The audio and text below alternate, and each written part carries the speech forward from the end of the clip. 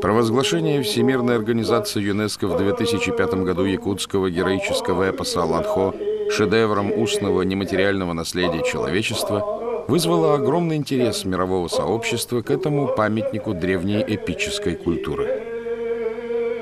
Естественно, каждый, кому неизвестно это уникальное явление культуры народа Саха, правомерно задается главным вопросом: что такое эпос Аланхо?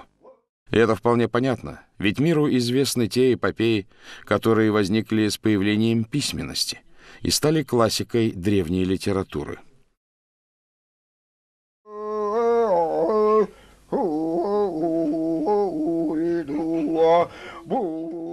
Между тем, эпос, дошедший до нас в устном народном творчестве, как самое древнее произведение, может раскрыть неожиданные и даже порой неизвестные страницы многовековой культуры каждого народа, в том числе забытые мифологические традиции тюрко-монгольского мира.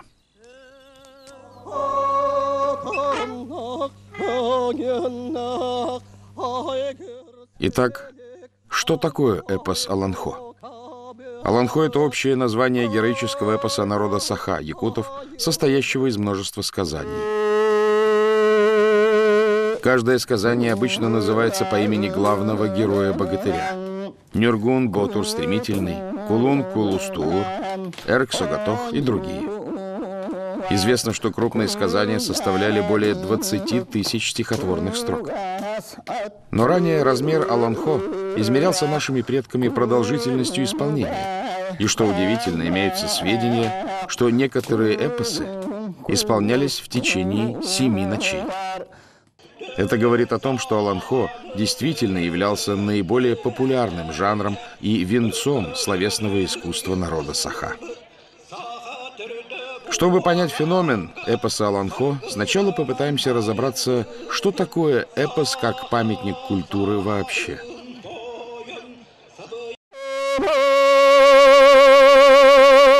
Если обратимся к словарю, эпос по-гречески означает повествование, рассказ.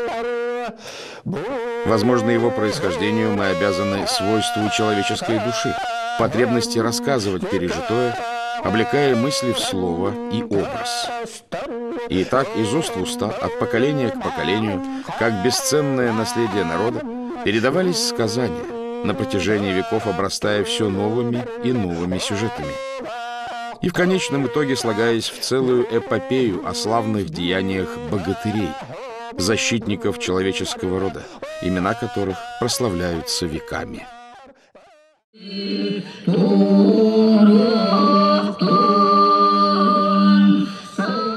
Говоря академическим языком, эпос — это своего рода героическое повествование о прошлом, раскрывающее целостную картину народной жизни со всеми перипетиями и трудностями, с вечной борьбой добра и зла, охватывающей более древние пласты человеческой жизни.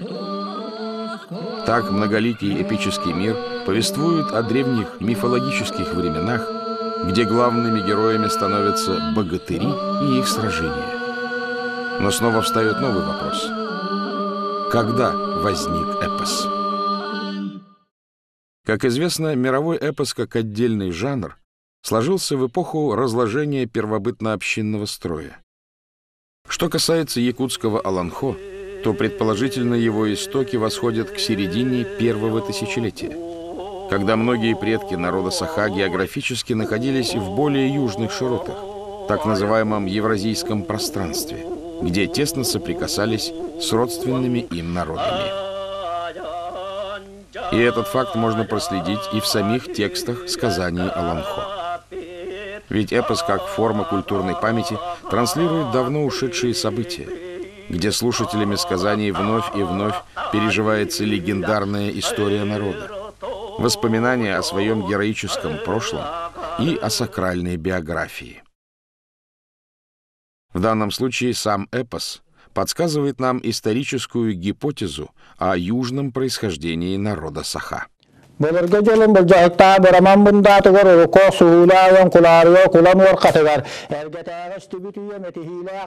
И все же очень трудно определить точный возраст любого эпоса. Как видно, в эпосе сохраняется коллективная память о самых древних событиях, включая зарождение человечества и эпоху первотворения. Вот почему, говоря о возрасте Алан-Хо, его можно поставить в ряд с самыми древними и архаичными эпосами народов мира.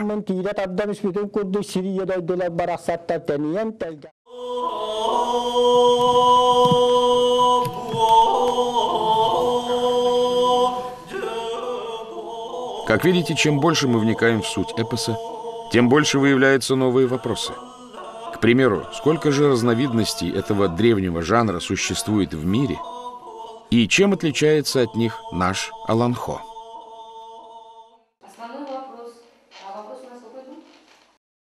До наших дней эпос дошел и сохранился как в виде литературного жанра, таких как греческая Илиада, эпос индусов Рамаяна, европейское сказание Беовульф, так и в устной форме Джангар, Алпамыш, Манас, Калевала, Алан-Хо и другие.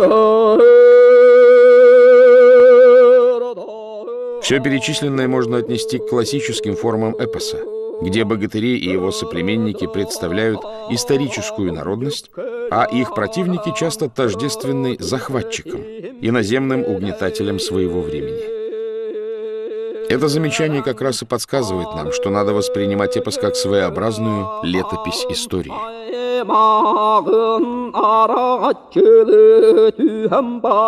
Вместе с тем Алан-Хо отличается тем, что большинство сохранившихся его вариантов раскрывают образы в мифологическом ракурсе, где богатыри владеют не только воинской, но и шаманской силой, а эпические враги выступают в облике фантастических чудовищ. И потому в этом мире сказаний борьба за выживание разворачивается в эпическом пространстве. Это говорит нам о том, что Алан-Хо отражает древнейший фонд богатых мифологических традиций.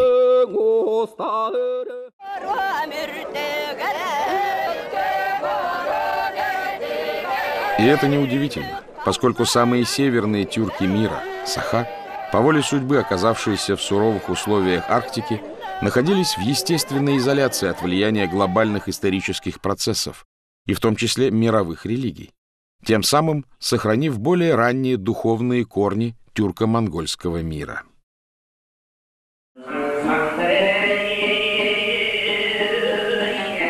К примеру, если взять киргизский эпос Манас, то там чувствуется влияние ислама. А в бурятских сказаниях-улигерах отразились воззрения буддизма. В эпосах же европейских народов можно заметить ранние христианские мотивы. Безусловно, Алан-Хо содержит религиозные воззрения, но они связаны с традиционными представлениями самого народа. Возможно, в этом можно увидеть уникальность и отличие Алан-Хо от других мировых эпосов. Известно, что до наших дней в рукописном виде сохранилось около 160 сказаний. А сколько всего было Алан-Хо в период расцвета его бытования, трудно и предположить. Все известные ныне Алан-Хо были записаны в конце XIX – начале XX века. С сожалением можно констатировать тот факт, что большинство из этих сказаний неизвестны широкой публике и еще ждут своего часа в тиши академических архивов. Хочется верить, что нам еще предстоят удивительные открытия в изучении эпического наследия народа Саха. И все же, чем могут быть интересны для современного человека сюжеты Алан-Хо? Что нового или забытого они могут раскрыть для нас? Если вдуматься, мифологические сюжеты Алан-Хо отражают характерные черты истории и мировоззренческие взгляды наших предков, создателей этих поистине фантастических сказаний. Эпос буквально пронизан жизнеутверждающей философией, ориентированной на созидание, на веру в добро и красоту. Сами сюжеты эпоса отличаются большой подвижностью и свободой интерпретации. Если за зрелищным сюжетом других эпосов угадываются черты межплеменных столкновений, связанных с умножением материальных благ, то в Алан-Хо сражения богатырей носят только морально-этический характер. Здесь прежде всего раскрываются жизнеутверждающие устремления народа, борьба и победа над темными силами и в конечном итоге обеспечение гармонии на земле. И потому цель поступков героя — защита человеческого рода, возвращение домой похищенных сестер, невест и соплеменников, и главное — налаживание прежней мирной жизни.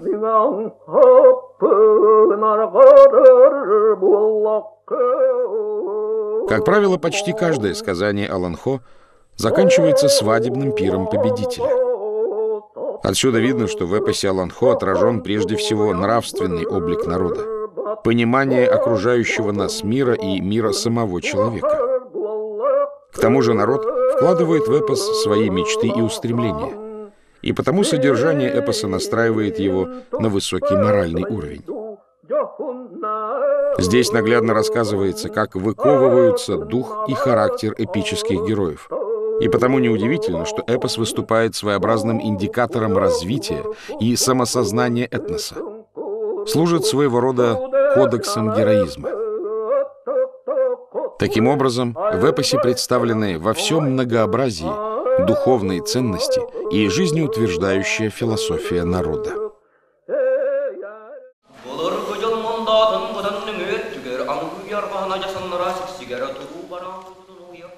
Во вступительной части Алан-Хо перед нами предстает красочный и многогранный мир народных представлений о Вселенной. История возникновения человечества, вечная борьба добра и зла. При этом разворачиваются масштабные события с невообразимой фантасмагорией и образной аллегорией. Как правило, преувеличение масштабов является неизменным компонентом многих эпических повествований. Вполне понятно, что народному эпосу свойственна идеализация. Его герои выше человеческого роста, и древний мир, изображаемый в нем, часто выходит за рамки жизненных реалий. И такая идеализация все нарастает и нарастает, по мере того, как на протяжении веков рассказ постепенно отходит все дальше и дальше от конкретного места и события, которые вызвали его.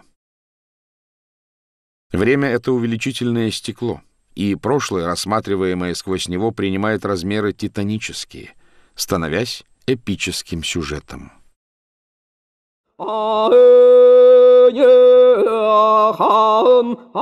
И здесь мы находим возможный ответ на одну из отличительных черт Алан-Хо.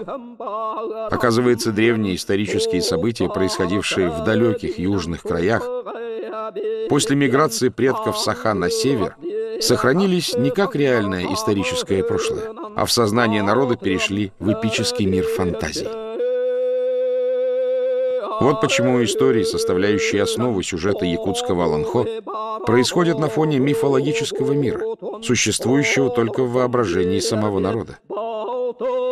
И вполне понятно, что здесь пространство делится на три отдельных мира.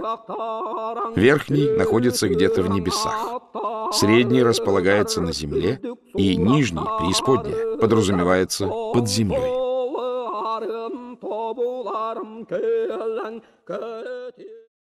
Интересно и то, что средний мир в Алан-Хо представляется в виде плоского круга, края которого изогнуты, как нос охотничьей лыжи. Посередине среднего мира растет вечно зеленое восьмиствольное священное дерево Аал-Кудук-Маас. Этот мир обжит человеческим родом, племенем Аи-Аймага. Что касается нижнего мира, то он находится где-то на севере, где лежит ледовитое море и вечно пасмурное небо. Там обитают исконные враги людей, богатыри-демоны. Они хитры, коварны и неуловимы. А в верхнем мире обитают как добрые, так и злые божества. Светлых божеств представляют создатель всего живого Юрюнг-Аи-Тойон, а также бог судьбы Дейлгахан, покровитель конного скота Дьесигей, богиня деторождения Аи-Сыт, хранительница людей и скота Иехсит и другие божества. На западной стороне верхнего яруса обитают племена полу-Аи, полу-Абасы, грозного божества Улу-Туяр, Улу-Тойона, покровителя шаманов.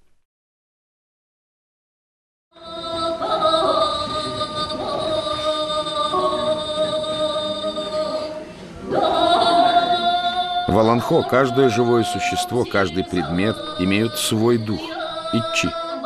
Особенно значительна богиня Аан-Аллахчин-Хатун, дух хозяйка земли. Она обитает в родовом священном дереве Аар-Лук-Мас. Богиня помогает главному герою, ходатайствует перед богами в пользу людей, благословляет идущего в поход богатыря, вселяет в него силу, дав выпить молоко из своей груди. В Аланхо почти все богатыри имеют божественное или небесное происхождение. Например, можно найти упоминания о выходцах из Улуса Солнца. Их миссия — защита людей от воинственных обитателей Нижнего мира, Абаасы, с тем, чтобы каждый смог исполнить свое предназначение в Срединном мире.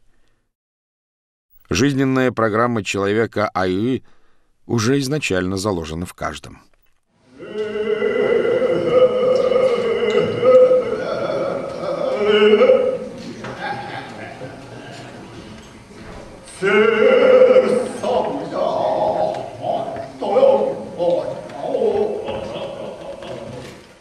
Действие в эпосе, как правило, начинается с нападения враждебных духов Абаасы на мир людей и похищения жены или сестры героя. Иногда герой вступает в бой по просьбе родичей, терпящих бедствия от притеснителей и богатырей племени Абаасы. Совершая свои подвиги, богатыри Аланхо путешествуют на коне по всем 3 мирам, используя различные небесные проходы, огненные входы или пропасти в бездну подземного мира. Причем конь богатыря не только средство передвижения, но и верный боевой друг. Они имеют небесное происхождение, могут летать, петь, а также давать богатырю полезные советы. Борьба между богатырями разворачивается во всех 3 ярусах, нарушая мир и покой во всей Вселенной, все больше разрушая установившуюся гармонию в Срединном мире. Обеспокоенные наступившим хаосом духи, хозяева природы и небожители начинают помогать богатырям Айы, чтобы снова вернуть мировой порядок. Волшебники-кузнецы Нижнего и Среднего мира изготовляют для богатырей своего племени доспехи и совершенное оружие. А небесные шаманки спешат на помощь богатырям, излечивая полученные раны и помогая силой магии. В этой смертельной борьбе добра и зла принимают участие не только лошади богатырей, но и птицы и звери, ставшие невольными участниками жестоких сражений и разыгравшихся трагедий. Борьба противников усложняется тем, что богатыри обладают способностью перевоплощения, и порой трудно предсказать, чем завершится это противостояние. Трудная и затяжная схватка, полная смертельных опасностей, в конечном итоге заканчивается победой богатырей Аи-Аймага.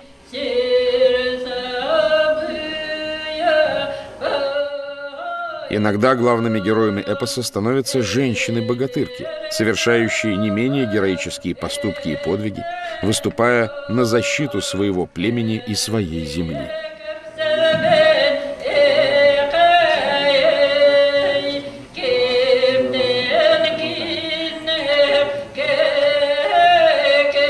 Мы изложили вам наиболее распространенные сюжеты якутского Аланхо, которое в целом выражает традиционное мировоззрение народа. При этом вся природа в сказании считается одухотворенной и одушевленной. К тому же якутский эпос пронизан философским содержанием. Здесь отражается принцип дуализма, противостояние добра и зла, света и тьмы, правительские прогнозы о будущем человечества, космогонические и культовые представления народа.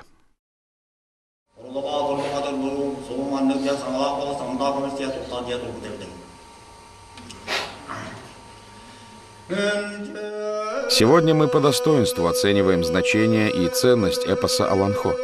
А как это было в те далекие времена, в эпоху процветания устного народного творчества?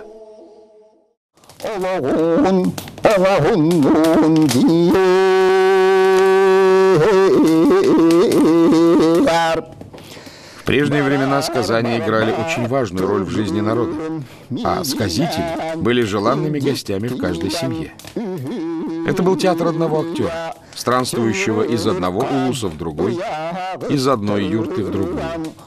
Долгими зимними вечерами он развлекал домочадцев поражающими воображение эпическими сказаниями, пробуждая в них бодрость и волю к жизни, веру в торжество справедливости и добра над миром зла. Для детей эпос выступал школой жизни, начальным курсом познания не только окружающего мира, но и мира фантазий. Сказания предлагали ребенку определенную модель поведения в этом мире, проверенную на практике тысячами предшественников.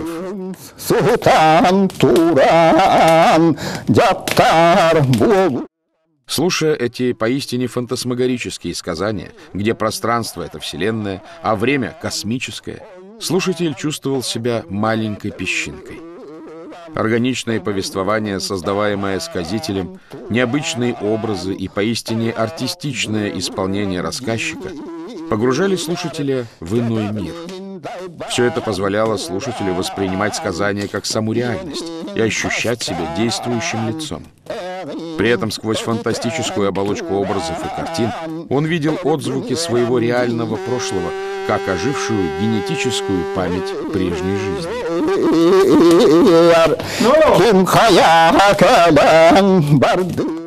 Итак, мы выяснили для себя, какую важную нравственную роль играло сказание в жизни наших предков. А каково отношение к эпосу наших современников?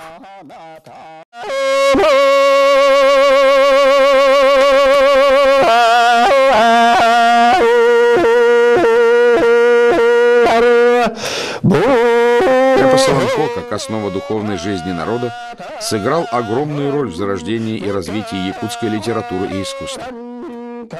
Большинство якутских писателей в своем творчестве опиралось на фольклор и традиционную мифологию. Многие из них были сами прекрасными сказителями. Произведения, созданные на основе Аланхо, в какой-то мере восполняли постепенный уход из жизни самобытных талантливых сказителей. А постановка «Кыз де Белье» в Якутском драматическом театре, а затем и создание самого театра Аланхо дает вторую жизнь народному эпосу в современном театральном искусстве. Удивительные работы, посвященные теме Аланхо в изобразительном искусстве, связаны с именем талантливого художника Тимофея Степанова, который создал великолепную серию картин, раскрывающих философию и глубинный смысл народного эпоса. К теме Аланхо обращались и другие художники, создавшие яркие книжные иллюстрации, графику и скульптуры. Радует и тот факт, что среди молодого поколения сегодня появляется интерес к эпосу Аланхо. Доказательством тому стало проведение первого международного фестиваля юных сказителей, который собрал в Якутске небывалое количество участников – около 300 детей. Сами организаторы, кажется, не ожидали от современных детей такого желания показать свои достижения в исполнении самого сложного жанра фольклора. Отрадно, что сказительское искусство Саха вновь звучит живым словом и вновь собирает аудитории своих слушателей.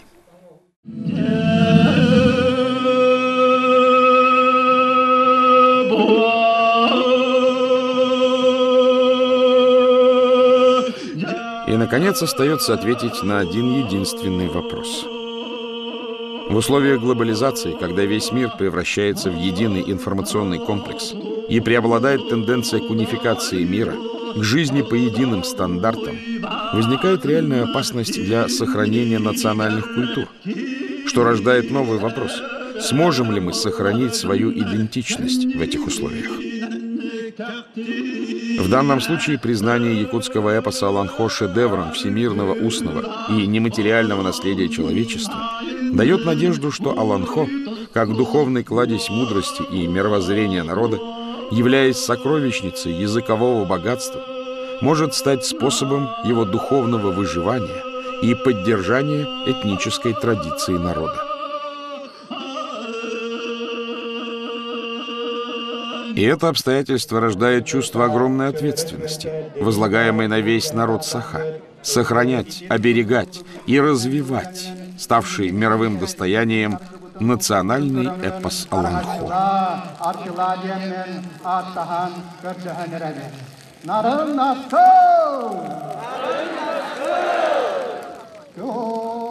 Память о прошлом, память о легендарной истории сквозь призму текстов древних сказаний есть не только сакральное знание, но и генетический оберег духовного наследия народа Саха.